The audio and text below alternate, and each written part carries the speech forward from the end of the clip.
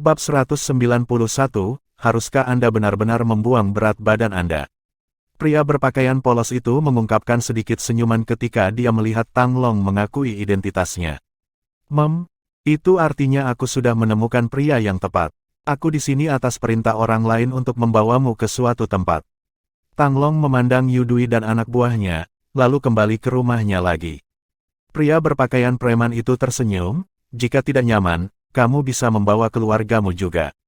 Tang Long sangat gembira, ya, aku akan segera ikut denganmu. Dia tidak mengenal pria ini dan tidak tahu kemana mereka pergi, tetapi dia tidak akan ragu bahkan jika mereka sedang menuju jurang naga atau sarang harimau sekarang.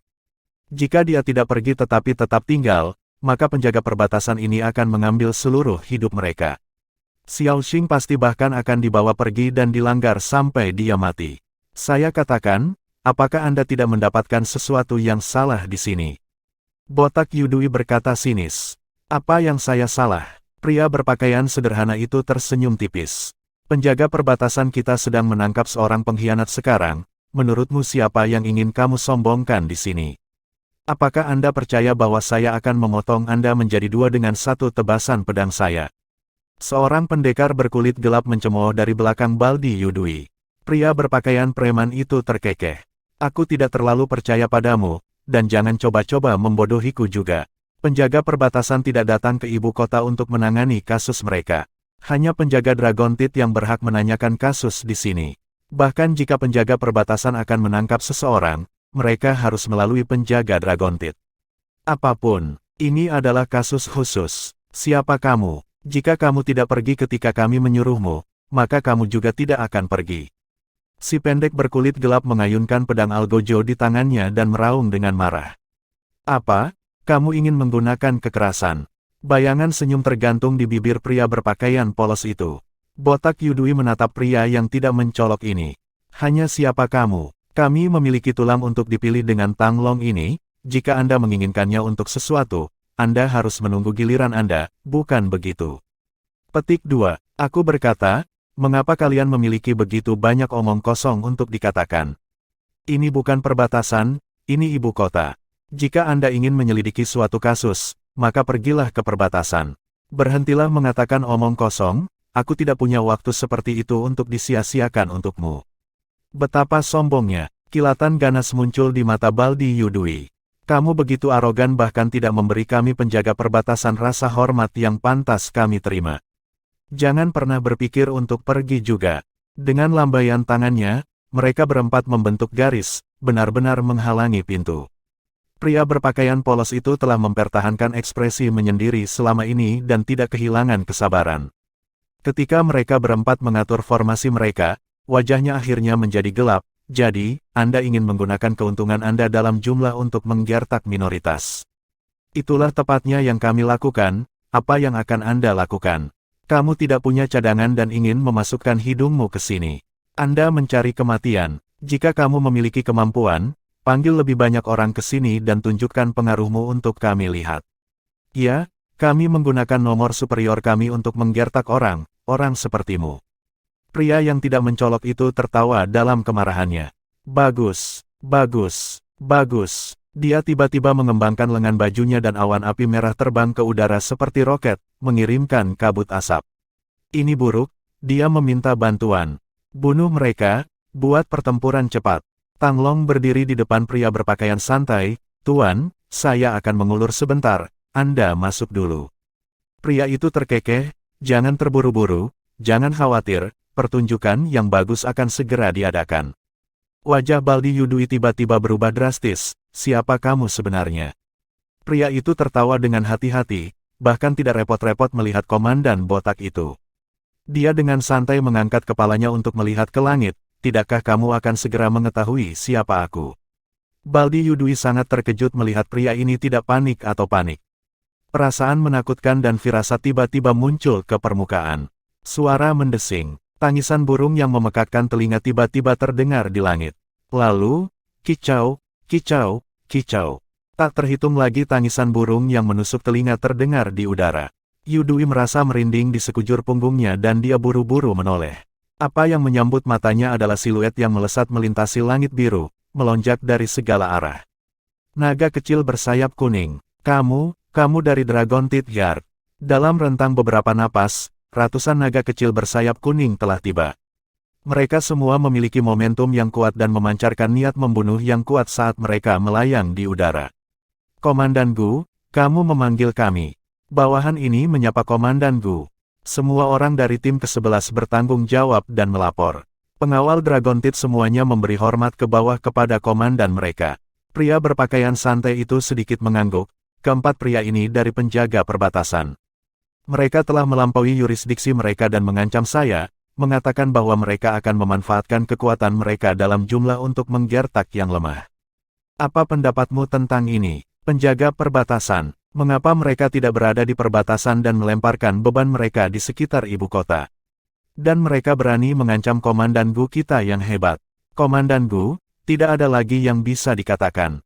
Tangkap dan eksekusi mereka. Keempat anggota penjaga perbatasan tercengang dan gemetar dari ujung kepala sampai ujung kaki pada saat ini, benar-benar menjadi kacau balau. Bahkan seluruh tubuh Baldi Yudui menggigil saat ini, wajahnya pucat pasi. Komandan Gu, ini salah paham, benar-benar salah paham. Kami sebenarnya di sini bukan untuk sebuah kasus, hanya bercanda dengan saudara Tanglong. Botak ini adalah seseorang yang bisa beradaptasi dengan keadaan. Meskipun dia gugup dan takut, dia masih berusaha untuk membela diri.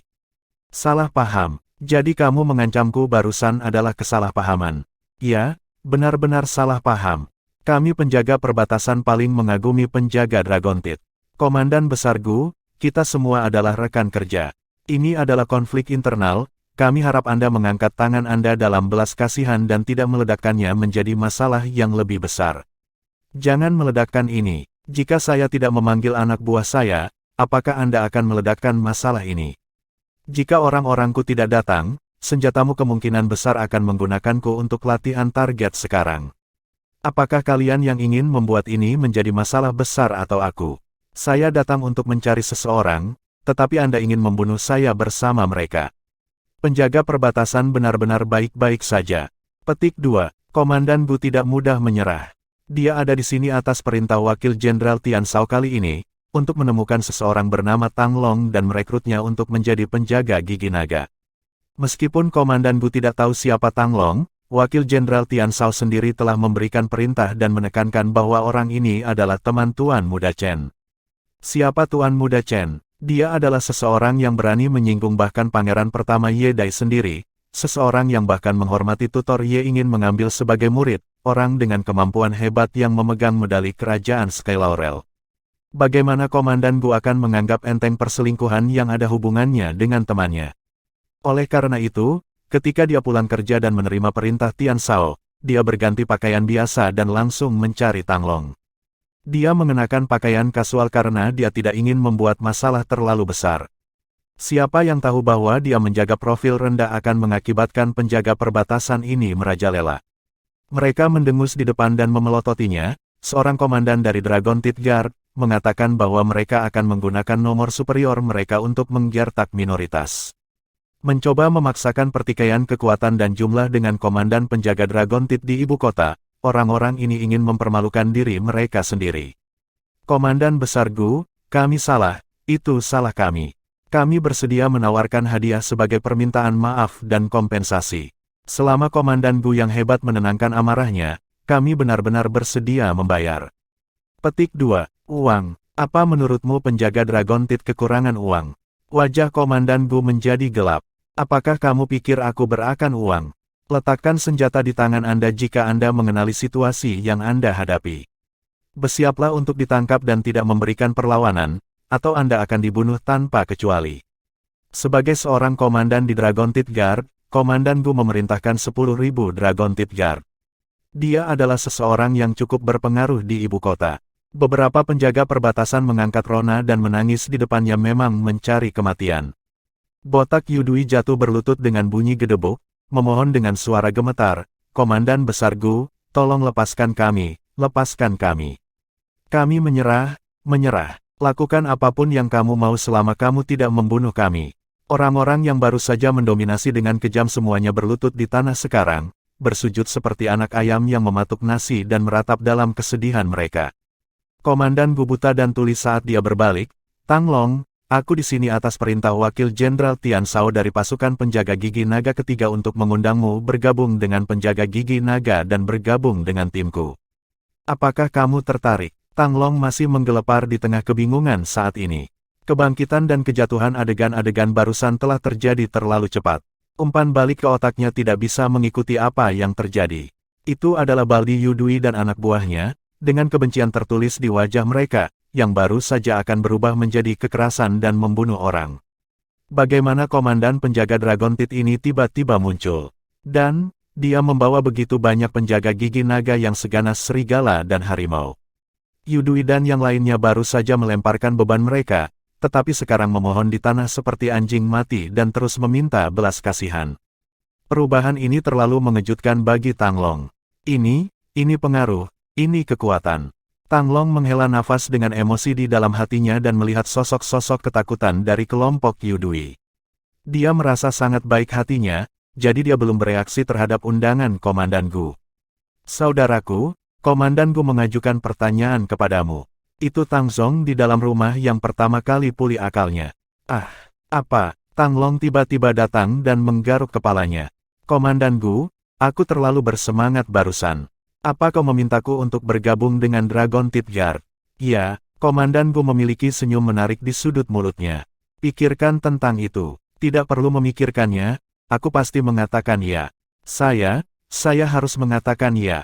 Tang Long hampir tidak bisa mempertahankan antusiasmenya. Apalagi yang harus dipikirkan? Seberapa hebatkah penjaga Dragon Teeth? Semua telah ditampilkan sekarang. Selain itu, dia telah dipecat oleh penjaga perbatasan dan sekarang menganggur. Dia pikir dia sedang bermimpi untuk dipilih oleh penjaga Dragon Teeth. Ini melompat dari neraka ke surga dalam sekejap. Meskipun dia tidak tahu mengapa dia tiba-tiba direkrut oleh penjaga Dragon Teeth, di suatu tempat jauh di dalam alam bawah sadarnya, dia merasa itu mungkin ada hubungannya dengan dermawan besarnya, Jiang Chen. Tang Long, kamu sangat beruntung. Komandan Gu tertawa dan menepuk bahunya, memberikan medali. Mulailah sebagai penjaga Dragon Teeth peringkat ke-6. Penjaga Dragon Teeth memiliki magang, diikuti oleh peringkat ke-9, peringkat ke-8, peringkat ke-7, peringkat ke-6, melanjutkan tingkat demi tingkat sampai peringkat pertama penjaga Dragon Teeth. Hanya dengan begitu seseorang akan memiliki hak untuk menjadi kapten, letnan, komandan dan dari sana akhirnya memenuhi syarat untuk menjadi wakil jenderal. Tidak banyak pemula yang memulai sebagai penjaga Dragon Teeth peringkat ke-6. Itu tidak pernah terdengar, tapi itu sangat langka. Hal-hal kebetulan seperti itu milik putra-putra bangsawan dengan latar belakang yang sangat kuat atau mereka yang memiliki koneksi.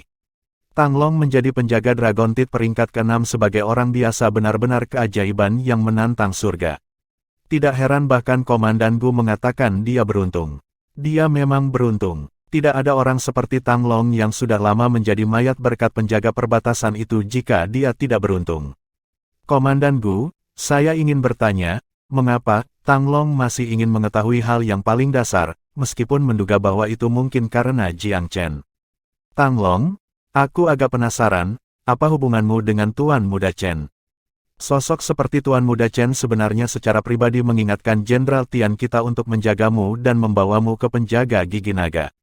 Dia juga mengatakan bahwa Anda adalah orang yang dapat diandalkan dan dapat diandalkan. Sepertinya Tuan Muda Chen benar. Petik 2. Komandan Gu lebih mengagumi Tang Long. Ketika penjaga perbatasan itu berniat melakukan sesuatu barusan, Tang Long telah melangkah di depannya. Dia benar-benar seseorang yang bisa diandalkan untuk bertahan dalam keadaan seperti itu. Bab 192, Tang Long menjadi orang baru. Tuan Muda Chen, Tang Long telah benar-benar mengkonfirmasi kecurigaannya sekarang, itu memang dermawan yang hebat lagi. Tang Long tersentuh. Dia tidak pernah berpikir bahwa seseorang yang dia temui secara acak saat berpatroli di perbatasan akan menjadi pertanda keberuntungan besar dalam hidupnya. Jiang Chen telah membantunya berkali-kali, kali ini sama saja dengan mengirim batu bara saat terjebak di salju. Saya, Tuan Muda Chen, dia, dermawan saya yang hebat. Tang Long sangat tersentuh dan akhirnya memuntahkan kata-kata, dermawan hebat, setelah membangun pengiriman ini. Komandan Gu sebenarnya juga cukup penasaran, dan ketika dia melihat Tang Long berbicara seperti itu, dia berpikir bahwa hubungan Tang Long dan Tuan Muda Chen memang cukup dalam. Dia harus merawat Tang Long dengan baik di masa depan. Jika saya tidak menyenangkan Jenderal Tian, bagaimana saya akan terus menjadi seorang komandan? Komandan Gui juga agak berterima kasih kepada Tian Shao. Karena Tian Shao dipromosikan menjadi wakil jenderal maka posisi komandan telah dibebaskan dan atasan Tian Shao telah memintanya untuk merekomendasikan seseorang untuk mengisi posisi komandan. Tian Shao bisa saja merekomendasikan wakil komandan yang asli, tapi dia tidak melakukannya dan malah mempromosikannya dari posisi letnan. Seorang letnan langsung dipromosikan menjadi komandan. Oleh karena itu, terlihat betapa dalamnya rasa terima kasih Komandan Gu terhadap Tian Shao. Oleh karena itu, dia akan mengerahkan upaya terbesarnya dalam mengatasi apa yang diminta Tian Shao. Justru rangkaian promosi inilah yang menghasilkan kemunculan Komandan Gu yang tepat waktu, akhirnya membantu Tang Long lolos dari bencana dan mengubah hidupnya selamanya. Tang Long, bagaimana kita harus menangani orang-orang ini? Apakah Anda punya saran? Komandan Gu memutuskan untuk memberikan wajah Tang Long sebanyak mungkin. Aku harus memutuskan. Komandan Gu tersenyum. Kamu adalah orang yang menjadi inti dari semua ini.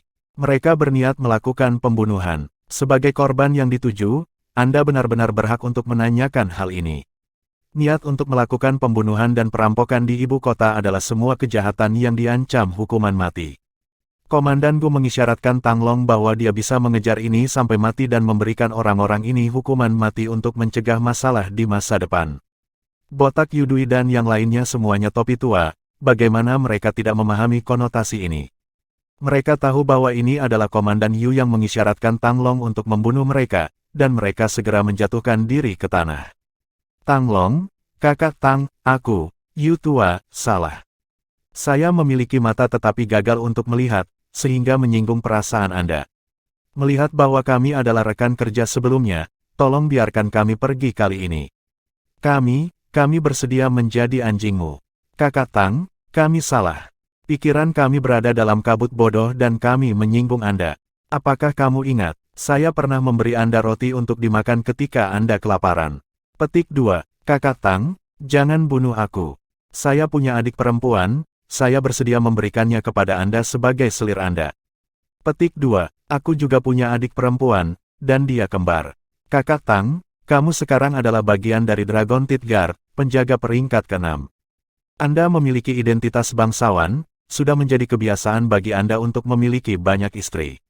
Petik 2, Tang Long tersenyum dingin. Dia mengenal orang-orang ini dengan sangat baik. Mereka adalah bunglon. Mereka takut mati sekarang dan memohon belas kasihan, tetapi begitu mereka dibebaskan, mereka akan menjadi ular berbisa beracun dengan perubahan hati yang cepat. Mereka berpengalaman dengan taktik seperti itu. Komandan Gu, orang-orang ini masuk tanpa izin ke properti pribadi dan ingin memukul dan membunuhku. Mereka juga ingin kabur dengan istriku, 1000 kematian tidak akan menebus kejahatan mereka. Saya ingin mengajukan tuduhan terhadap mereka dan memberi tahu mereka. Baiklah, melanggar hak milik pribadi, berniat membunuh, dan mencoba mencuri istri orang lain. Semua ini layak dihukum mati. Ayo, tangkap mereka dan bawa mereka kembali untuk dieksekusi. Ketika orang-orang ini mendengar perintah ini, mereka pingsan ketakutan dan berusaha melawan. Namun, perlawanan di hadapan beberapa ratus Dragon Teeth Guard tidak diragukan lagi hanya meningkatkan tingkat bunuh diri mereka sendiri. Mereka baru saja mengangkat pedang dan pedang mereka dalam persiapan untuk maju ke Komandan Gu ketika mereka ditembak mati oleh panah tajam yang tak terhitung jumlahnya, mengubahnya menjadi landak. Bersihkan daerah itu dan bawa kembali mayat-mayat itu untuk melapor. Komandan Gu membunuh beberapa orang seolah-olah dia sedang membunuh beberapa ayam, tidak memperhatikan mereka sedikitpun. Dia berbalik dan berbicara kepada Tang Long, Tang Long, aku memberimu 3 hari istirahat. Laporkan ke markas Dragon Teeth Guard dalam 3 hari. Ingat, jangan sampai terlambat. Saat kamu memasuki Dragon Teeth Guard, kamu mengikuti aturan dari Guard.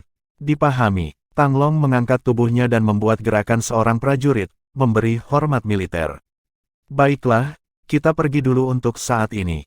Anda mengurus masalah di rumah.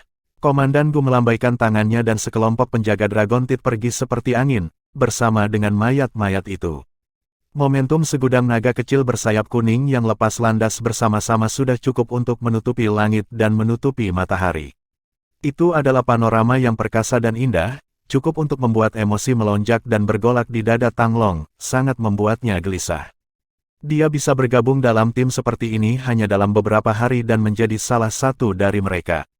Dia bisa hidup dengan bangga seperti mereka. Saudaraku, itu terlalu keren sekarang. Tang Zong mendorong dirinya ke depan di kursi rodanya dengan penuh semangat, sangat berharap dia bisa berdiri. Tang Long juga tersenyum sedih, itu keren, tapi jangan mengulangi apa yang baru saja terjadi. Saya hampir berpikir bahwa kami sudah selesai sebelumnya dan siap untuk membuang segalanya ke angin dan melawan mereka sampai mati. Petik 2. Saudaraku, kamu adalah bagian dari Dragon Teeth Guard, penjaga peringkat 6. Mari kita lihat siapa yang berani menggertak kita di masa depan. Ada kebanggaan mendalam dalam suara Tang Zong.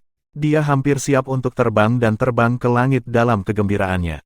Tang Long juga merasa seperti sedang bermimpi. Jika bukan karena jejak darah di tanah, dia hampir curiga bahwa dia baru saja bermimpi. Xiao Xing, kamu mengalami ketakutan, bukan? Tang Long berbalik dan menatap istrinya, ketakutan seperti rusa kecil, merasa agak menyesal. Xiao Xing menggelengkan kepalanya, Saudara Tang Long, aku baik-baik saja. Aku tidak takut selama kamu di sini. Tang Long tersenyum, jangan khawatir. Keluarga kita akan baik-baik saja di masa depan. Pergi beli ikan Xiao Xing, aku akan mengambil air dan membersihkan pintu kita. Jejak darah ini tidak terlihat bagus. Baik, meskipun Xiao Xing sedikit ketakutan, seorang anak dari daerah kumuh akan sering melihat pemandangan yang penuh dengan darah dan darah kental. Dia tidak takut sampai tidak bisa keluar dari pintunya. Dia akan berangkat ketika dia melihat bahwa banyak kepala menyembul keluar dari rumah-rumah di gang. Semua orang ini sudah lama berdesakan di gang kecil yang penuh dengan orang. Yo, Xiao Xing, kemana kamu akan pergi? Jangan keluar, rumah kami baru saja membersihkan setengah domba, bawalah kaki domba bersamamu. Xiao Xing, lihat, ini beberapa ikan yang ditangkap Paman Sang pagi ini. Ini cukup segar. Di sini, ambil 2 kembali untuk dimakan, jangan meremehkan mereka sekarang. Petik 2. Xiao Xing, rumah kami tidak memiliki banyak, hanya beberapa ayam. Aku akan menangkap ayam untukmu dan membuat sup untukmu. Lebih bergizi seperti itu. Petik 2. Xiao Xing, rumah kami hanya memiliki ayam tua yang tidak bisa kami sembelih. Ia bertelur setiap hari. Bibi telah membawa sekeranjang telur untukmu. Lihat dirimu. Wajahmu agak pucat dan kamu tidak terlihat terlalu baik. Anda perlu mengambil lebih banyak nutrisi. Petik 2. Xiao Xing sedikit bingung. Tetangga ini biasanya tidak begitu antusias dan berhati hangat. Mengapa gairah mereka tiba-tiba terbakar begitu hebat? Meskipun Xiao Xing tertutup, dia juga tidak suka mengambil keuntungan dari orang lain. Dia terus menolaknya dan berusaha mendorong melalui gang untuk pergi ke jalan-jalan pasar. Xiao Xing, jangan terlalu asing. Lihat, sudah sangat gelap. Kapan makan malam akan disajikan jika Anda pergi ke pasar sekarang? Belum lagi mungkin vendornya sudah lama berkemas. Ini sudah sore dan ikannya juga tidak segar. Jangan pergi, jangan pergi. Tang Long, tidakkah kamu tahu bahwa kamu harus memperlakukan istrimu dengan baik? Ayo datang, beritahu Xiao Xing untuk pulang dan terima semua barang ini. Jangan menjadi orang asing. Kami paman dan bibi semua telah menyaksikan kalian berdua tumbuh dewasa. Bukankah wajar bagi kami untuk membantumu? Tang Long tersenyum. Para tetangga ini tiba-tiba muncul untuk menawarkan kasih sayang dan cinta mereka. Ini benar-benar tidak mungkin secara normal. Mereka bertingkah sangat tidak biasa hari ini secara alami karena penjaga Dragon Teeth. Adegan mengejutkan barusan telah memungkinkan dia, Tang Long, untuk maju seperti ikan mas yang melompati gerbang naga, dan menjadi penjaga Dragon Teeth peringkat ke-6. Penjaga Dragon Teeth peringkat ke-6 setara dengan menerima posisi bangsawan peringkat ke-6. Keluarganya dengan demikian akan membuang identitas rakyat jelata dan menjadi bangsawan. Meskipun itu hanya posisi peringkat ke-6, di daerah kumuh, terutama gang ini pasti yang pertama dan mungkin yang terakhir. Xiao Xing, karena para paman sangat antusias, maka terimalah barang-barang mereka. Kami akan mengembalikan uang mereka nanti dan menghemat perjalanan. Tang Long tersenyum dan menangkupkan tangannya. Masalah barusan pasti membuat semua orang ketakutan. Tidak, tidak sama sekali. Tang Long, kamu sudah naik di dunia sekarang. Anda akan meninggalkan kami sebelum lama, kan? Ingatlah untuk sering mengunjungi kami di masa depan. Petik 2. Ya, Jangan lupakan jalan-jalan yang buruk ini di masa depan. Saya tahu bahwa anak Tanglong akan melakukan sesuatu yang hebat ketika dia masih kecil. Dragon Teeth Guard, tes-tes, Anda akan terbang ke sana kemari melintasi langit di masa depan. Sungguh mulia, Little Six, apakah kamu melihat itu? Berhentilah berbuat tidak baik di masa depan dan pelajari lebih banyak dari saudaramu Tanglong. Jika kamu bisa memasuki Dragon Teeth Guard, bahkan sebagai magang, aku, ayahmu, akan mati bahagia. Makan malam-malam itu di rumah Tanglong sama mewahnya dengan yang belum pernah terjadi sebelumnya. Dia tidak mengundang tetangga untuk bergabung. Terlalu banyak untuk dia undang. Dia hanya bisa memberi mereka semua uang nanti. Saudaraku, saya memberi hormat kepada Anda dengan secangkir anggur ini.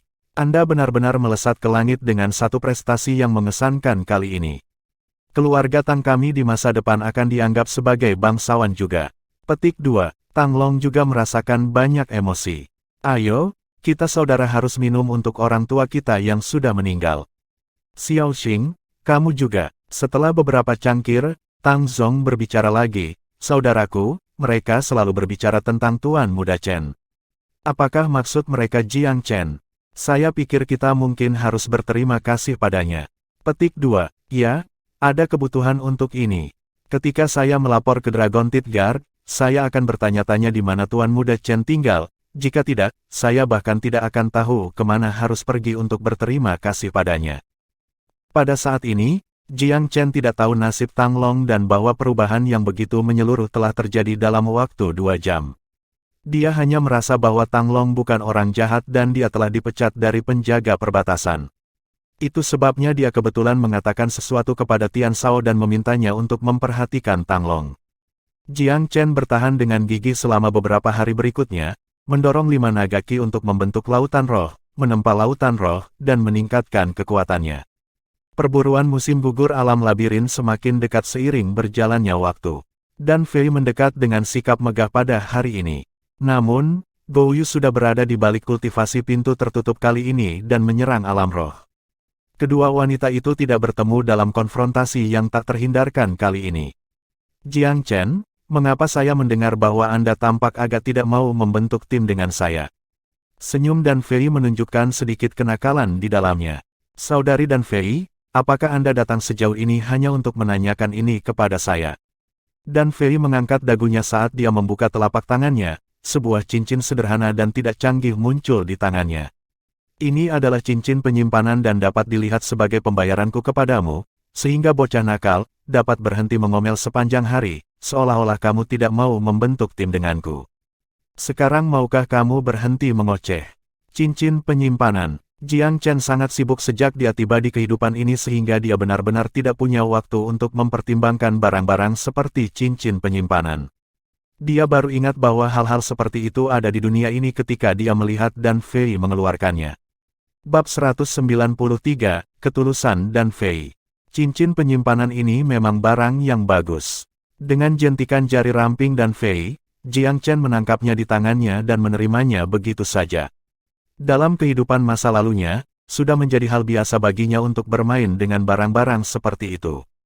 Cincin penyimpanan yang kasar dan sederhana seperti ini secara alami terbukti mudah dimanipulasi olehnya. Dia memainkannya sebentar dan memeriksanya. Tidak ada banyak ruang penyimpanan tetapi itu akan cukup. Bocah sialan, kamu menerimanya dengan kulit tebal dan kamu bahkan tidak berterima kasih padaku. Dan Fei sedikit terkejut melihat Jiang Chen mengerti cara menggunakan cincin penyimpanan tanpa petunjuk, dan sebenarnya, tampak cukup mahir dalam hal itu. Jiang Chen terkekeh, bukankah kamu mengatakan bahwa ini adalah pembayaran? Karena ini pembayaran dan bukan hadiah, kenapa aku harus berterima kasih? Apakah semua pria tidak tahu malu ini? Dan Fei agak terdiam, saya tidak tahu tentang orang lain, tapi saya menghargai wajah saya. Sister dan Fei, saya pernah mendengar bahwa Anda selalu berpartisipasi dalam perburuan musim gugur sendirian. Mengapa Anda ingin membentuk tim kali ini? Petik 2. Dan Fei memutar matanya ke arah Jiang Chen, apakah Anda hanya ingin menyiratkan bahwa Anda memiliki karisma yang tak terbatas? Hehe, bukankah begitu? Jiang Chen tertawa riang, berhentilah menyanjung dirimu sendiri. Semua pria sama di mataku. Baiklah, Saya tidak punya waktu untuk mengobrol tanpa arti dengan Anda. Karena kita sedang membentuk tim, ada beberapa hal yang tidak ingin aku sembunyikan darimu. Apakah kita akhirnya mulai berbisnis? Jiang Chen masih melanjutkan dengan sikap tak berperasaan itu. Jiang Chen, apakah itu akan membunuhmu untuk menjadi serius? Alis cantik dan Fei menjentik ke atas. Kali ini, saya hanya memiliki satu tujuan untuk berpartisipasi dalam perburuan musim gugur, dan itu adalah untuk menangkap bayi hewan roh dari peringkat roh. Binatang roh bayi. Jiang Chen sedikit terkejut, apakah ada yang istimewa tentang itu? Ya, itu cukup penting. Sebuah ekspresi yang sangat serius muncul di wajah seperti batu giok dan Fei. Saya telah gagal 2 kali pertama dan karenanya, saya harus berhasil kali ini. Mengapa, meskipun bayi roh hewan sangat berharga, itu tidak sampai menangkapnya sebagai suatu keharusan, bukan? Belum lagi meskipun bayi roh binatang itu langka, itu bukan sesuatu yang hanya bisa ditemukan di alam labirin, bukan? Mata menawan dan Fei terfokus pada Jiang Chen. Jiang Chen, Anda tidak bisa bernapas sepatah kata pun dari apa yang saya katakan hari ini, apakah Anda mengerti? Kalau begitu jangan beritahu aku. Jiang Chen, dan Fei agak marah. Tidak bisakah kamu menunjukkan ketergantungan seorang pria? Jiang Chen tersenyum, apakah saya akan kekurangan pemahaman yang tepat tentang apa yang bisa dan tidak bisa diucapkan? Mengapa Anda merasa perlu untuk menekankan hal ini lagi? Baik, bibir dan Fei bergerak. Aku salah saat itu. Anda pasti berpikir bahwa bayi hewan roh dapat diperoleh di dunia luar, jadi mengapa pergi ke alam labirin? Ini jelas langkah yang berlebihan, kan? Bukankah? Jiang Chen benar-benar berpikir begitu. Kalau hanya untuk dijadikan peliharaan, memang tidak ada bedanya. Tapi, bayi hewan roh ini berbeda. Tuan Besar ingin mempelajarinya. Mempelajari mereka. Jiang Chen bingung. Apa yang harus dipelajari tentang binatang roh? Ya, belajar. Sebenarnya, Lord Master sudah memiliki beberapa hasil, tetapi karena masalah ini sangat berat, Lord Master tidak pernah mengumumkannya ke publik. Petik 2. Hanya apa yang terjadi di sini? Tidak bisakah kamu memberitahuku semuanya sekaligus? Hasil penelitian menunjukkan bahwa bayi hewan roh di dunia luar pada dasarnya tetap berada di peringkat roh ketika mereka dewasa, bahkan jika mereka dilahirkan dalam peringkat roh. Mereka tidak memiliki banyak potensi untuk berkembang. Meskipun kekuatan mereka meningkat, tidak ada banyak evolusi dalam garis keturunan mereka. Namun, hewan roh dari alam labirin berbeda. Kekuatan mereka meningkat dengan cepat, dan garis keturunan mereka benar-benar berkembang secara otomatis. Ini untuk mengatakan bahwa naga Phoenix kemungkinan besar diperoleh dari alam labirin. Apakah Anda memasuki alam labirin 30 tahun yang lalu? Atau apakah tutor yang terhormat memasukkannya? Petik 2. Pipi putih seperti batu giok dan Fei menjadi gelap. Jiang Chen, apakah aku setua itu? Aku bahkan belum lahir 30 tahun yang lalu. Tuan Besar sudah menjadi Raja Roh 30 tahun yang lalu, bagaimana dia bisa masuk? Perburuan musim gugur alam labirin dilarang untuk semua praktisi yang melewati tahap alam roh kecil. Alam roh memiliki total 9 tingkat. Tingkat 1-3 disebut alam roh kecil. Tingkat 4-6 adalah dari alam roh bumi. Hingga level 9 adalah alam roh langit. Melewati tingkat ke-9 adalah puncak alam roh yang juga dipuji sebagai Raja Roh. Seorang praktisi pada tingkat ini berada di puncak alam dan dapat menginjakkan kaki ke alam berikutnya setiap saat. Perburuan musim gugur alam labirin benar-benar akan mengecualikan praktisi di atas alam roh kecil. Jiang Chen merasa agak penasaran. Dimensi aneh seperti ini agak tidak biasa. Dalam hal ini, alam labirin ini tidak hanya aneh. Biasanya, alam rahasia hanyalah ruang independen, yang diciptakan oleh seni atau kemampuan super kuat. Pembatasan untuk kekuatan minimum yang diizinkan sering ada. Namun, pembatasan untuk jumlah kekuatan maksimum relatif lebih sedikit.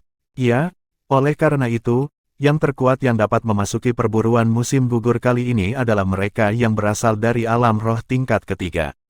Mereka yang lebih kuat tidak akan bisa masuk ke dalam. Dan Fei menjelaskan, naga Phoenix adalah bayi yang diperoleh seseorang dari dalam 30 tahun yang lalu dan diberikan kepada Tuan Tanah. Tuan Besar telah membesarkan naga Phoenix ini selama 30 tahun. Dia menemukan bahwa ketika naga Phoenix masih bayi, itu dianggap paling banyak berada di alam roh tingkat pertama, bahkan mungkin setengah alam roh, karena selain memiliki lautan roh dan kesadaran, itu praktis kosong, selembar kertas. Namun, 30 tahun kemudian, naga Phoenix saat ini memiliki kekuatan yang setara dengan alam roh tingkat kelima dan dapat ditempatkan setara dengan seorang praktisi alam roh bumi manusia. Ketika Dan Fei menyebutkan naga Phoenix, jejak keinginan juga melintas di matanya yang jernih. Naga Phoenix memiliki garis keturunan kuno dan dengan demikian secara bawaan memiliki kemampuan untuk berevolusi. Apa yang aneh tentang itu? Jiang Chen sebenarnya merasa tidak ada yang aneh tentang ini juga. Lord Master telah menerima lebih dari sekedar naga Phoenix dari alam labirin di usianya saat ini. Mereka semua memiliki kemampuan untuk mengembangkan garis keturunan mereka. Ini adalah sesuatu yang tidak dimiliki oleh hewan roh lokal kita sama sekali. Meskipun peningkatan kekuatan dan kecepatan serupa antara kedua jenis, evolusi garis keturunan berarti potensi mereka akan meningkat di masa depan. Ini benar-benar berbeda. Jiang Chen, apakah Anda mengerti apa yang saya maksud? Jiang Chen menganggapnya menggelikan secara pribadi. Apakah dia tidak akan mengerti? Tutor lama Ye Chonglou mungkin tidak mengerti semua yang dia mengerti. Saudari Dan Fei, menurutmu apa potensi terakhir dari naga Phoenix itu pada akhirnya? Menurut perkiraan Lord Master, potensinya bahkan bisa melampaui pencapaian Lord Master. Tuan Besar berada di puncak alam roh langit sekarang, dengan hormat dipuji sebagai Raja Roh oleh orang lain. Namun, Lord Master mendalilkan bahwa naga Phoenix bersayap 5 ini memiliki potensi tertentu untuk naik ke peringkat suci. Hewan roh peringkat suci setara dengan praktisi manusia alam asal yang dihormati. Ketika kata-katanya sampai ke sini, nada suara Dan Fei diliputi kerinduan. Dari mulutnya, kata-kata praktisi alam asal yang terhormat, sepertinya adalah kata-kata untuk menyebut dewa yang tidak boleh dihujat saat dia menyuarakannya dengan hati-hati dan saleh. Kecuali, ketika Dan Fei melihat ekspresi malu Jiang Chen, dia tidak bisa menahan diri untuk tidak berseru, "Jiang Chen, apakah kamu mengerti atau tidak? Saya bersedia, jika Anda melakukannya, lalu mengapa Anda tidak bereaksi sama sekali?" Dan Fei berkata dengan marah, "Itu karena saya mengerti bahwa saya tidak bereaksi. Menurut Anda, reaksi seperti apa yang harus saya lakukan? Haruskah aku berteriak dan berteriak berlebihan dan memasang ekspresi aneh yang tak terbayangkan di wajahku? Lalu haruskah aku menunjukkan kerinduan tak terbatas sepertimu? Apa aku hanya bisa mengerti jika aku bereaksi seperti itu?" Jiang Chen merasa ini lucu. Bukankah itu masalahnya? Dan Fei berpikir ini semua tidak masuk akal. Omong kosong. Itu namanya berpura-pura mengerti padahal tidak. Anda tidak benar-benar mengerti. Naga Phoenix bersayap 5 adalah setidaknya garis keturunan kuno. Apakah itu hanya memiliki sedikit potensi di mata Anda? Hanya makhluk roh yang bisa menembus peringkat suci. Sepertinya Anda benar-benar tidak memahami potensi sebenarnya dari garis keturunan kuno. Petik 2. Apa maksud Anda? Kejutan melintas di wajah elegan Dan Fei. Kamu masih tidak mengerti apa yang aku katakan. Jangan membuat perbandingan yang tidak masuk akal untuk garis keturunan kuno. Meskipun naga Phoenix bersayap 5 adalah garis keturunan kuno biasa, hampir semua garis keturunan kuno memiliki potensi yang lebih besar daripada hewan roh biasa, dan lebih dari sekadar sedikit. Jiang Chen, kamu selalu berbicara tentang garis keturunan kuno, dan kamu juga menyebutkan masalah garis keturunan yang berkembang terakhir kali. Inilah mengapa Lord Master ingin kita membentuk sebuah tim. Jiang Chen, karena Anda juga memahami hal-hal ini, mengapa Anda tidak membantu saya? Kita bisa bekerja sama dan meneliti ini bersama-sama. Jika penelitian kami menghasilkan makhluk roh peringkat suci, maka situasi bela diri Dao dari 16 kerajaan tetangga akan benar-benar berubah. Maksud kamu apa? Jiang Chen telah menemukan bahwa perubahan topik dalam percakapan ini dengan Dan Fei berjalan dengan kecepatan kilat. Mereka baru saja berbicara tentang makhluk roh dan tiba-tiba melompat ke tata letak Dao bela diri dari 16 kerajaan. Apakah kamu tidak mengerti? Yang terkuat di 16 kerajaan adalah 4 sekte tersembunyi, sekte pohon berharga, sekte matahari ungu, sekte angin mengalir, dan sekte roh segudang. 4 sekte besar memiliki tingkat kekuatan yang sama dan masing-masing memiliki area fokusnya sendiri. Namun, praktisi terkuat di antara 4 sekte besar hanya berasal dari alam kecil. Jika kita dapat terus meningkatkan makhluk roh peringkat suci yang setara dengan praktisi alam asal, bukankah itu cukup untuk mengubah tata letak Dao bela diri dari aliansi 16 kerajaan? Dan Fei menjadi semakin gelisah saat dia berbicara. Dia merasa luar biasa berhasil ketika dia memikirkan masa depan yang menakjubkan itu. Ketika dia memikirkan masa depan yang hebat itu dan fakta bahwa dia adalah salah satu penciptanya, dia tahu namanya pasti akan tercatat dalam catatan sejarah 16 kerajaan. Dan Fei merasa bahwa Jiang Chen tidak punya alasan untuk menolak menjadi bagian dari hal yang begitu mulia. Sehat, Jiang Chen, tidakkah kamu merasakan kewajiban dalam hal-hal seperti ini? Keyakinan penuh di mata indah dan Fei. Jiang Chen menggosok hidungnya dan tersenyum sedih, mengubah tata letak Dao bela diri dari 16 kerajaan. Ya, dan Fei mengangguk. Apa hubungannya ini denganku? Apakah tata letak Dao bela diri dari 16 kerajaan berubah atau tidak? Sepertinya tidak ada hubungannya dengan saya. Jiang Chen tidak bisa tidak mengatakannya. Kamu, lapisan es segera menutupi fitur indah dan Fei. Dia berdiri dengan terengah-engah. Jiang Chen, apakah kamu memiliki rasa tanggung jawab sama sekali? Apakah Anda bahkan seorang murid dari 16 kerajaan? Petik 2. Aku, tentu saja. Tetapi apakah benar-benar penting untuk mengubah tata letak Dao bela diri? Jiang Chen merasa agak tidak bisa dimengerti. Dan Fei benar-benar jengkel pada kegagalan Jiang Chen untuk memenuhi harapannya. Sosoknya yang anggun sedikit gemetar karena amarahnya. Jiang Chen, bisakah kamu tidak mengecewakanku sebanyak ini? Baik, Jiang Chen kehilangan kata-kata. Bagaimanapun, aku akan mencoba yang terbaik karena cincin penyimpanan. Namun, saya akan jujur, Anda tidak diizinkan untuk mengganggu apa yang saya lakukan di alam labirin setelah kita masuk, dan Anda juga tidak diizinkan untuk menanyai saya. Petik 2. Matahari segera membelah awan di wajah dan Fei ketika dia mendengar Jiang Chen setuju untuk membantu. Dia berbicara dengan senyum bahagia, baiklah, kalau begitu sudah beres. Saat Anda membantu saya menangkap bayi hewan roh, Anda dapat melakukan apapun yang Anda inginkan. Dan Fei segera menemukan bahwa Jiang Chen memiliki beberapa tanda senyum yang berarti di wajahnya ketika dia mengucapkan 4 kata terakhir dan segera tahu bahwa dia sepertinya salah bicara. Seperti bulan musim gugur, wajahnya langsung memerah merah padam. Bab 194, Perburuan Musim Gugur Alam Labirin dimulai. Dengan munculnya perburuan musim gugur, suasana di dalam ibu kota tumbuh lagi. Putra Adipati yang memiliki berbagai wilayah semuanya tiba di ibu kota sebelum pergi ke pinggiran sekte pohon berharga untuk memasuki alam labirin. Kali ini, ada hampir 5.000 orang yang mendaftar. Oleh karena itu, sepertinya ada tempat yang tidak cukup untuk dikunjungi karena beberapa tempat bahkan dijual hingga 1 juta perak. Sekte pohon berharga tahu cara mendapatkan uang dengan baik. Yang mereka lakukan hanyalah membuka alam labirin tetapi mereka mengambil 20.000 perak sebagai biaya pendaftaran untuk setiap entry. 5.000 tempat dengan 20.000 perak dibayar oleh setiap orang, hanya pendapatan ini saja yang cukup mengesankan. Ini tidak termasuk fakta bahwa setengah dari semua keuntungan yang diperoleh dari perburuan musim gugur harus diserahkan ke sekte pohon berharga. Sekte pohon berharga ini menghasilkan uang tanpa berusaha sama sekali. Jiang Chen menghela nafas. Tuan Muda Chen, ini adalah pertama kalinya Anda berpartisipasi dalam perburuan musim gugur, jadi Anda harus berhati-hati. Secara khusus, Anda perlu mengawasi waktu dan mengingatnya dalam mengejar pencapaian. Kalau tidak, jika Anda tetap di dalam tanpa keluar dari tempat itu, semuanya akan menjadi sangat serius bagi Anda. Tian Shao tertawa. Jiang Chen secara pribadi berpikir bahwa bahkan jika dia sendiri tidak takut mati, wanita yang sangat termotivasi dan Fei pasti akan takut. Tian Tua, mengapa kamu tidak bergabung kali ini? Tian Shao tersenyum, kami orang militer tidak bisa berpartisipasi. Bukan hanya saya, tetapi orang-orang seperti Xin Wudao dan Lu Wuji juga. Ye Rong mengangguk, mereka yang memiliki janji militer tidak dapat hadir. Kalau tidak, jika semua ahli militer pergi, bukankah semuanya akan kacau balau jika ada perubahan di negara ini?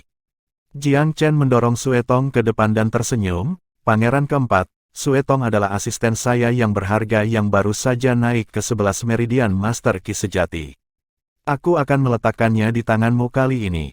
Salam untuk Pangeran keempat. Nada suara Sue Tong cukup matang saat dia membungkuk hormat. Hehe, memang benar tidak ada pasukan yang lemah di bawah seorang jenderal yang cakap.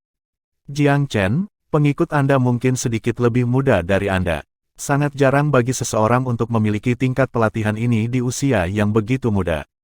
Petik 2. Jiang Chen tersenyum, sekuat apapun latihannya, dia masih harus membuang duniawi dan memasuki alam roh. Jika tidak, semuanya hanya omong kosong.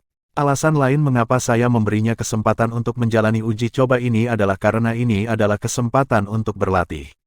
Sekelompok orang mengobrol dan tertawa sampai tiba-tiba kelompok lain mendekati mereka. Orang yang memimpin adalah pangeran pertama Ye Dai. Mata berkobar dengan kebencian ketika musuh berhadapan muka. Awan badai segera melayang ke permukaan wajah Ye Dai yang sebelumnya sedikit tersenyum. Sebaliknya, Ye Rong yang terkekeh dan berseru, "Kakak, kamu juga di sini. Apakah kamu satu-satunya yang diizinkan untuk datang?" Ye Dai bertanya tanpa ekspresi sebagai balasannya. Ye Rong tersenyum, "Saya pikir kakak tidak akan berpartisipasi karena betapa berharganya tubuh Anda. Nomor 4, akhir-akhir ini kamu sepertinya semakin bangga. Saya harap Anda memiliki perburuan musim gugur yang sukses." Ye Dai melambaikan tangannya dengan senyum sombong dan melewati mereka dengan kelompok pengikutnya. Jiang Chen tampaknya tenggelam dalam pikirannya saat dia melihat ke belakang Ye Dai dan kelompoknya. Kemudian, dia berbicara untuk mengingatkan, "Pangeran keempat, sepertinya perburuan musim gugur ini tidak akan sedamai itu." Ekspresi Ye Rong sangat serius. "Perburuan musim gugur tidak pernah damai. Tidak peduli apa, saya tidak punya cara untuk mundur kali ini." Petik 2. Maksud kamu apa? Otot-otot di wajah Ye Rong sedikit berkedut saat dia berbicara dengan serius. "Ada berita dari harem kekaisaran bahwa ayah kerajaan kita telah memutuskan untuk menamai putra mahkota di bulan pertama tahun depan. Sekarang sudah akhir musim gugur, yang berarti hanya tersisa 3-4 bulan. Tepat sekali. Kecerdasan ini datang agak tiba-tiba dan sekarang semua pangeran mencari semua kesempatan untuk menunjukkan diri mereka di depan ayah kerajaan kita." Nada bicara Ye Rong sungguh-sungguh. Pihak Ibu Ye Dai memiliki kekuatan dan pengaruh yang besar.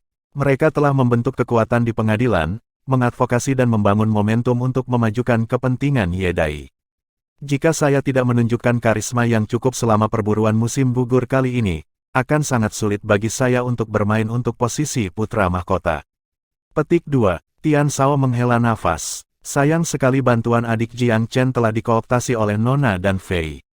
Jika adik laki-laki Jiang Chen membantu pangeran keempat, maka perburuan musim gugur ini pasti akan sangat mengasyikkan.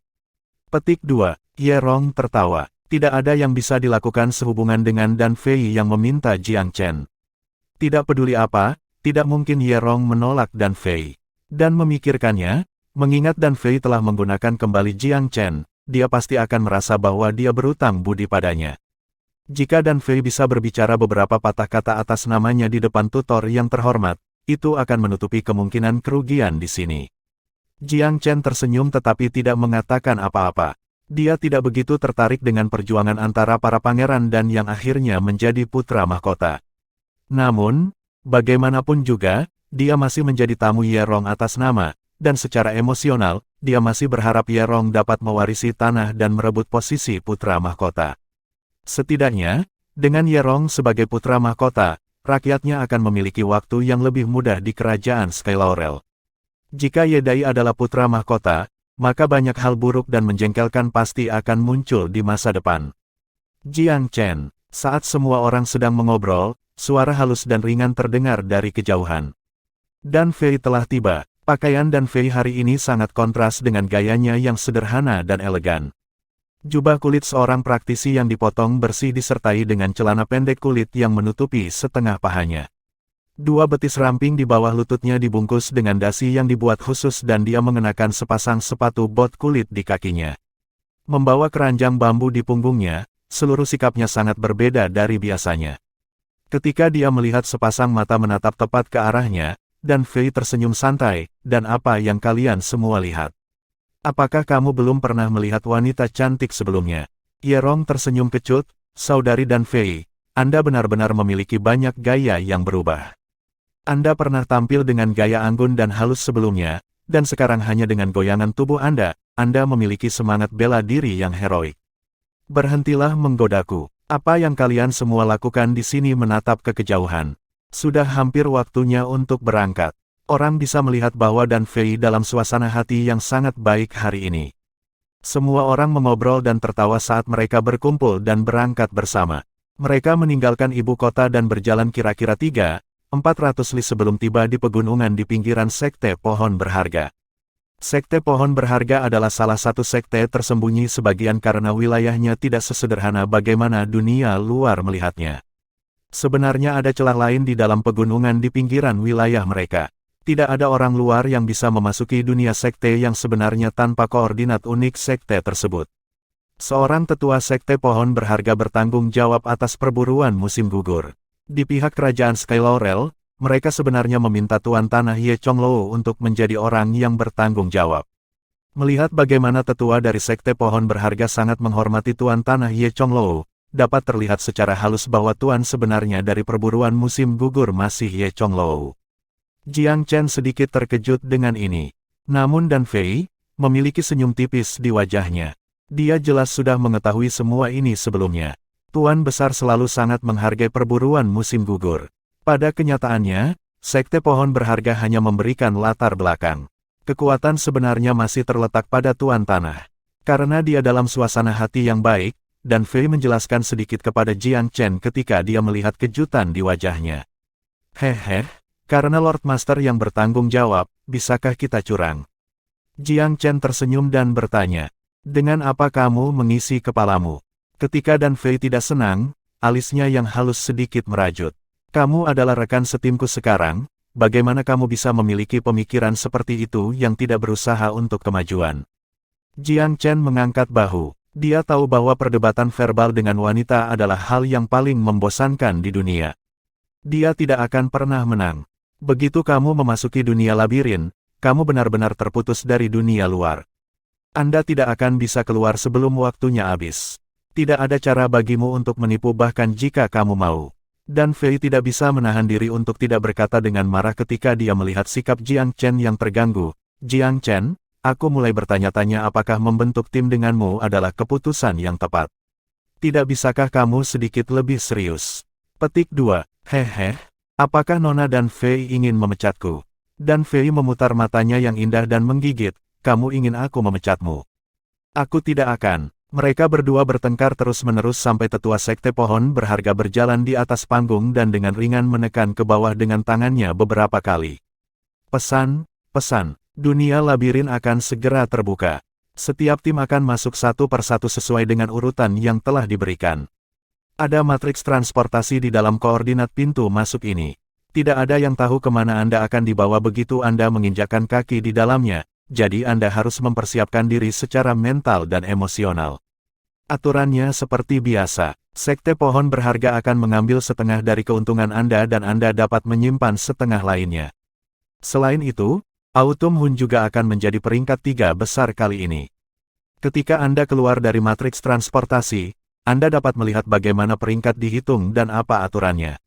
Semakin banyak Anda berburu, semakin tinggi peringkat Anda. Mereka yang berada di 3 besar akan menerima hadiah tambahan. Petik 2. Hadiah tambahan. Apakah Sekte Pohon Berharga mengambil uang dari pundi-pundi mereka sendiri? Jiang Chen tidak tahu bahwa mereka yang berada di 3 besar akan mendapat hadiah tambahan. Kamu terlalu banyak berpikir. Sekte Pohon Berharga hanya akan duduk di sana dan mendapatkan uang tanpa menghasilkannya. Bagaimana mereka bisa mengeluarkannya? Nada suara Dan Fei sepertinya tidak setuju dengan gaya Sekte Pohon Berharga. Lalu dari mana hadiah ini berasal? Jiang Chen penasaran. Tidak akan ada wall tanpa domba. Manfaatnya berasal dari harga yang dibayarkan. Semua tim harus menyerahkan setengah dari hasil tangkapan mereka. Dari setengah itu, 10% akan diambil sebagai hadiah untuk tim di tempat pertama. 10 lainnya akan diambil untuk menghargai tempat kedua dan ketiga. Tempat kedua akan menerima 60% dari 10 itu, dan tempat ketiga 40% dari 10 itu.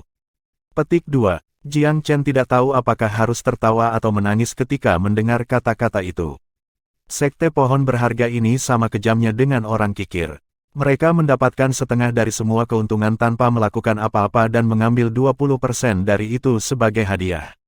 Jadi mereka hanya akan mengantongi 80% sisanya. Mengapa menurutmu sekte begitu kuat? Karena mereka tenggelam dalam uang. Mereka mengandalkan metode kikir seperti ini dan hanya mengambil sumber daya tanpa membayar apapun. Jiang Chen tersenyum dan berpikir ini agak masuk akal. Sebuah sekte harus memusatkan pengeluaran sumber daya mereka pada para elit jika ingin menjadi kuat.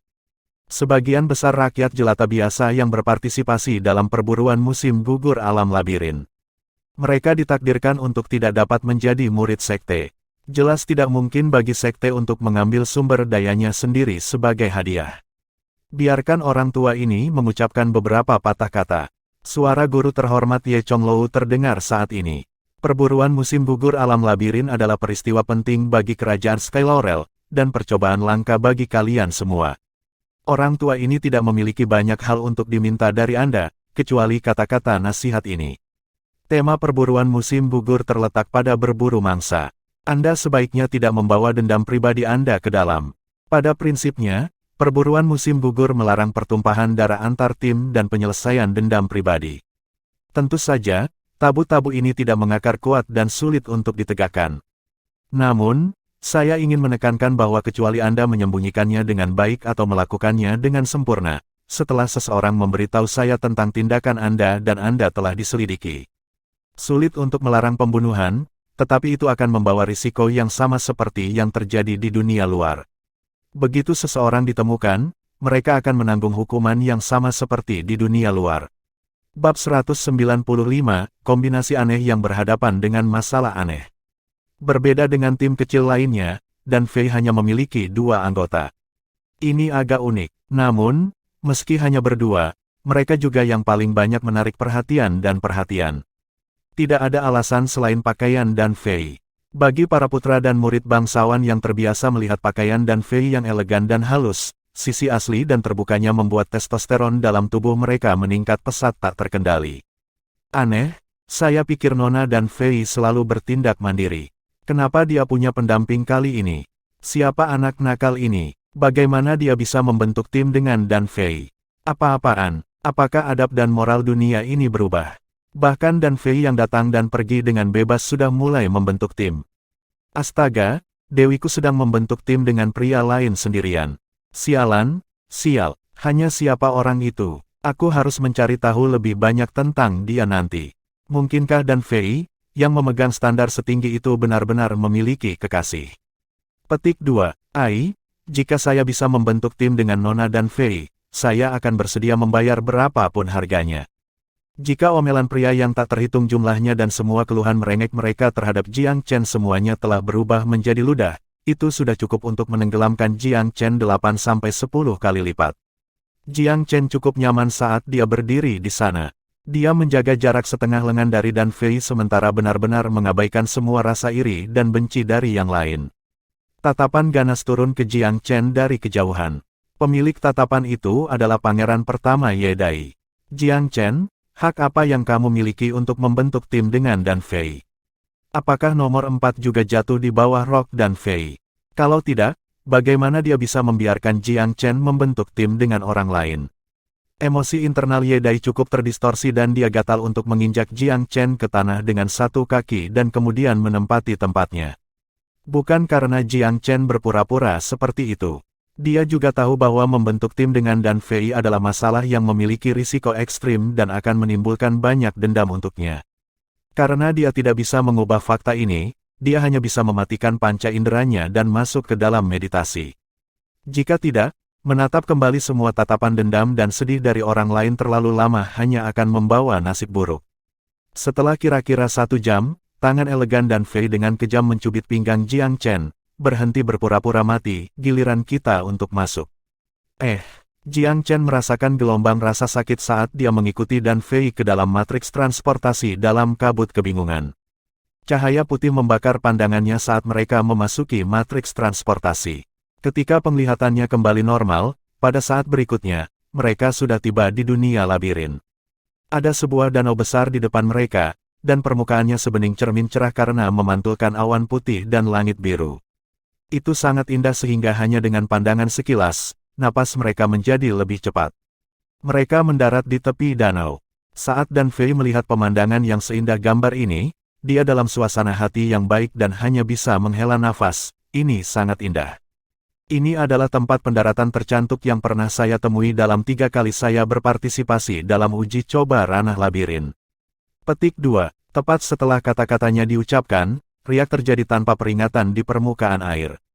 Sebuah panah air langsung melesat ke arah mereka sebagai buaya copperhead ganas yang tertutup di dalam panah air yang bertujuan untuk menggigit langsung leher cantik dan Fei.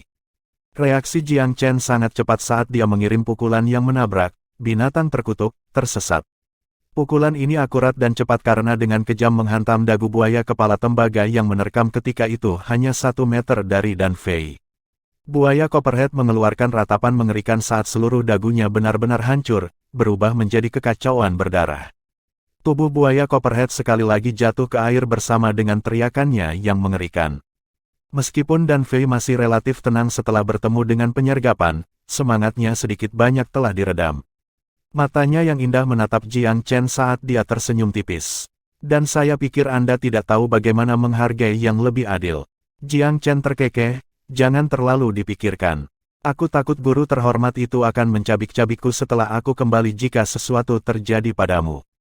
Hehe, jangan menjelaskan dirimu sendiri. Saya tidak suka mendengarkan penjelasan seperti itu. Kakinya yang ramping sudah bergerak ke tepi danau saat dia berbicara, berjalan menuju lapangan berumput di kejauhan, meninggalkan Jiang Chen yang berada di belakang punggung yang memikat sekaligus penuh dengan keliaran liar. Jiang Chen harus mengakui bahwa wanita ini benar-benar memiliki hak untuk bangga dengan tubuhnya. Saudari Dan Fei, fokus yang bagus. Jiang Chen dengan cepat menyusul dan berkata sambil tersenyum. Fokus yang bagus apa? Bibir bunga sakura Dan Fei berkedut. Aku tidak tahu apa yang kamu bicarakan. Kemampuan akting yang bagus juga. Aku agak penasaran, jika aku tidak mengirim makhluk itu terbang sekarang, kapan kamu akan menghindar? Dan Fei terkekeh tapi tidak merespon, dia bergerak cepat ke depan dengan langkah kaki yang ringan. Jiang Chen, kamu adalah pengawalku selama ini. Aku tidak akan bergerak kecuali terpaksa. Tubuh montok dan kencang Dan Fei menciptakan pemandangan yang sangat indah di tengah hamparan luas ini. Jiang Chen mengundurkan diri. Dia tahu bahwa dalam hal skema dan temperamen buruk, wanita ini lebih mahir dalam keduanya. Dia menghela nafas ringan. Dia memutuskan untuk mengikuti arus karena dia sudah ikut dalam perjalanan. Jiang Chen sebenarnya tidak keberatan jika dia tidak bergerak. Dia benar-benar tidak berencana berburu mangsa sebanyak itu kali ini, dia lebih suka berlatih. Menempatkan dirinya di lingkungan asing yang dapat mengakibatkan bahaya atau ancaman mematikan kapan saja, lingkungan seperti itu adalah daya pikat terbesar dari persidangan. Kecepatan Dan Fei tidak lambat di sepanjang jalan, tapi dia juga tidak berkeliaran tanpa sadar. Dia sesekali akan membungkuk di pinggir jalan dan melihat ke sini, mengendus di sana, mencari sesuatu ke segala arah. Mereka telah berjalan sekitar 20-30 li dan telah diganggu 7 atau 8 kali. Kecuali, sampai sekarang, pelecehan datang dari makhluk roh tingkat fana, yang setara dengan alam ki manusia yang sebenarnya. Meskipun kekuatan pertempuran mereka mirip dengan Master Ki sejati manusia utama, mereka masih tidak penting di depan Jiang Chen. Ada dua yang sangat keras dan ganas yang langsung ditumbuk sampai mati dengan beberapa pukulan dan tendangan dari Jiang Chen. Ada dua lagi yang mengambil jalan jauh dan melarikan diri dengan ekor di antara kaki mereka segera setelah mereka melihat Jiang Chen. Tidak diketahui apakah dia menggunakan beberapa keterampilan khusus untuk menakut-nakuti mereka. Hal ini sangat aneh di mata Dan Fei. Demikian juga, Jiang Chen juga menemukan tindakan Dan Fei sangat membingungkan. Mereka berdua tampaknya merasa dirugikan dan bertindak karena dendam karena tidak ada yang memperhatikan satu sama lain. Kombinasi aneh ini berjalan kira-kira 70 hingga 80 li sebelum Dan Fei tidak tahan lagi dan memecah kesunyian terlebih dahulu. Hei, Jiang Chen, apakah kamu laki-laki atau bukan?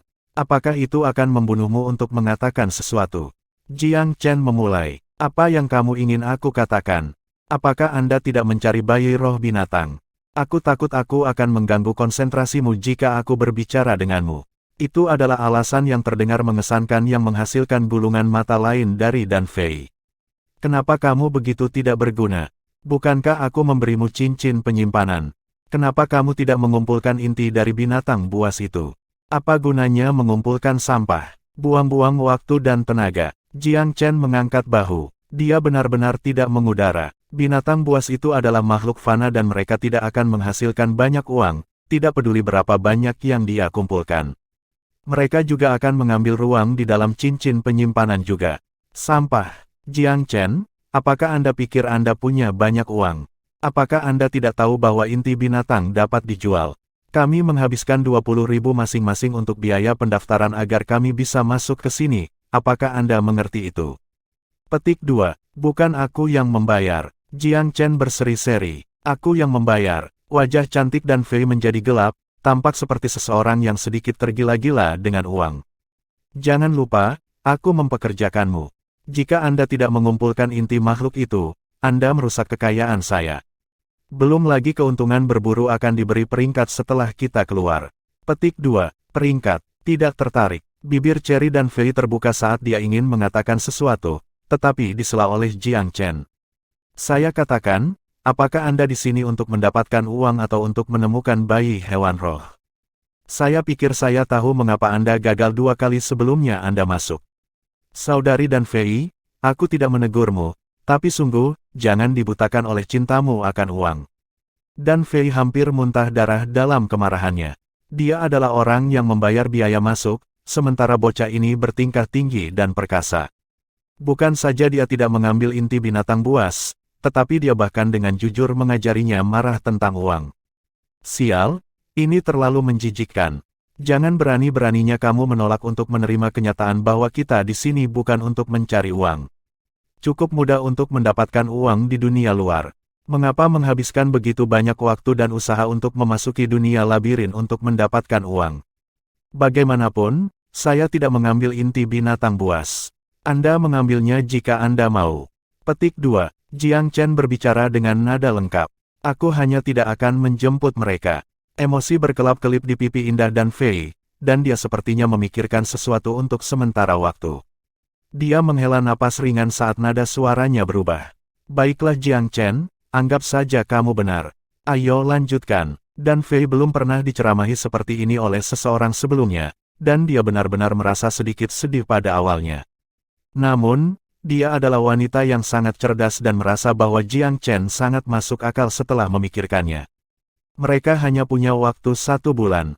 Jika dia menyia-nyiakannya di sana-sini, waktunya akan cepat habis. Meskipun inti binatang itu bernilai uang dalam jumlah yang wajar, mereka tidak dapat dibandingkan dengan misi utama perjalanan ini. Dan, jika dia ingin menghasilkan uang, ada banyak sekali peluang di dunia luar seperti yang dikatakan Jiang Chen. Apa perlunya dia datang ke sini dan menderita melalui semua ini? Ketika dia memikirkan logika ini, emosi kacau dan Fei menjadi halus. Namun, kebanggaan seorang wanita membuatnya tidak bisa berdamai dengan Jiang Chen dengan tawa dan obrolan segera. Agak aneh ketika keduanya melanjutkan perjalanan, berbagai makhluk fana yang mereka temui tidak mengganggu mereka sama sekali. Seolah-olah mereka waspada terhadap sesuatu. Makhluk-makhluk itu berputar sekitar 10 meter dari keduanya dan kemudian akan pergi tanpa niat sedikit pun untuk menyerang. Dan Fei berpikir bahwa makhluk-makhluk ini cerdas dan tahu bahwa mereka tidak mampu memprovokasi keduanya. Namun, hal-hal menjadi semakin aneh semakin dia memikirkannya. Bagaimana bisa binatang peringkat fana memiliki kecerdasan setinggi itu? Matanya yang indah diam-diam mengamati Jiang Chen dengan sedikit keterkejutan, tapi dia tidak bisa mendapatkan petunjuk darinya. Tidak ada apapun dari wajah Jiang Chen yang menjadi bukti yang menghubungkannya dengan masalah ini. Aneh. Saya sudah berpartisipasi dalam perburuan musim gugur 2 kali. Dalam pengalaman saya sebelumnya, saya harus menghabiskan sebagian besar waktu saya untuk menangkis pelecehan oleh makhluk-makhluk kejam ini. Perjalanan ini benar-benar aneh, dan Fei tidak mengerti apa yang terjadi, tetapi intuisinya mengatakan kepadanya bahwa ini pasti ada hubungannya dengan Jiang Chen. Namun, berdasarkan pemahaman dan Fei tentang sifat binatang ini, dia merasa bahwa ini tidak mungkin. Emosi dan Fei cukup rumit saat dia membawa pertanyaan-pertanyaan ini bersamanya. Dia ingin bertanya pada Jiang Chen, tetapi khawatir Jiang Chen akan menipunya dengan beberapa alasan jika dia bertanya. Dia cukup banyak menebak bahwa bahkan jika ini ada hubungannya dengan Jiang Chen, orang ini tidak akan pernah mengakuinya. Pada langkah ini, dan Fei juga sangat percaya pada penilaian Tuan Tanah terhadap Jiang Chen. Pasti ada misteri unik tentang dirinya. Segala sesuatu yang terjadi di sekitarnya, dan setiap peristiwa itu, penuh dengan konotasi yang membingungkan. Sama seperti Dan Fei membiarkan pikirannya menjadi liar, Jiang Chen yang berada di depannya tiba-tiba berhenti, seluruh keberadaannya seperti tali busur yang telah ditarik kencang dan penuh dengan momentum yang siap.